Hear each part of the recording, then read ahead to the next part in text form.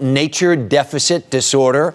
We're about to hear what that is and find out the best places in America to raise an outdoor kid. Jonathan Dorn is editor-in-chief of Backpacker magazine, and he is back with us this morning. Good to see you again. Morning, Harry. So would you call it nature deficit disorder, which is what exactly? Well, as you know, it's not an official medical condition, but it's a term that was popularized by Richard Louv, the author of Last Child in the Woods, and it's used to describe this idea that the alarming increase that we've seen in childhood obesity and attention deficit disorder over the last quarter century is related to the fact that for the first time in our history, most of our kids are growing up without a real connection to nature. Right. And they're growing, most of them are growing up in cities. And they are, and they're not getting it through work, through play, through outdoor education. Yeah. And as a result, 1 in 5 kids now in the U.S. is considered overweight by the CDC. Wow, which is an epidemic. Let's talk about the best cities in the country to raise an outdoor kid.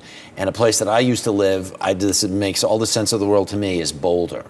And that's where I live too now. I'm a lucky guy. More than 250 days a year of sun, an incredible infrastructure in the city. One thing I love about it is that they plow the bike paths, and there's 105 miles of bike paths before they plow the roads. It really is. It's really, the bike paths there on the streets are as much as part of the traffic pattern as any place in the country. Unlike many places, including New York City, which is slowly starting to catch up. Right behind Boulder is Jackson, Wyoming. Jackson, and if the kids like the zoo, this is like living in the zoo, because Jackson is right next door to Grand Teton National Park and Yellowstone. Bears, moose, elk, everything you could possibly want, plus world-class skiing. And like a lot of these top cities, really good education, high test scores, a sound infrastructure in the schools for ecology curriculums and the like. Yeah, it really, they marry the two, the outdoors and the education. Right behind, then you have Durango, which is another just garden spot. What a gorgeous, gorgeous place. It's in the Four Corners region. We partnered in this study with the Outdoor Foundation and looked at 38 different data categories. And Durango, like these other towns, scored very high, both in terms of how close it is to great wilderness and how livable it is in terms of education and lifestyle. Wow. Flagstaff up in northern Arizona, not so far from the Grand Canyon. You're giving me a bad case of Western homesickness today.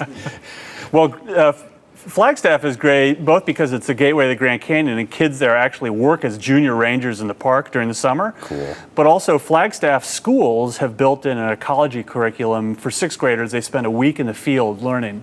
Doesn't that look great? Are you just ready to go right now? Last, you have a whole list, but rounding out our top group is JUNEAU, which is another just awesome place. Right, and you've taken your kids to the JUNEAU area, so you know that you've got glaciers, you've got bears, you've got fly fishing. 40 million acres of pristine wilderness surround the JUNEAU area. We went out kayaking out on Glacier Bay one morning just to sort of hang out and be around where the whales were.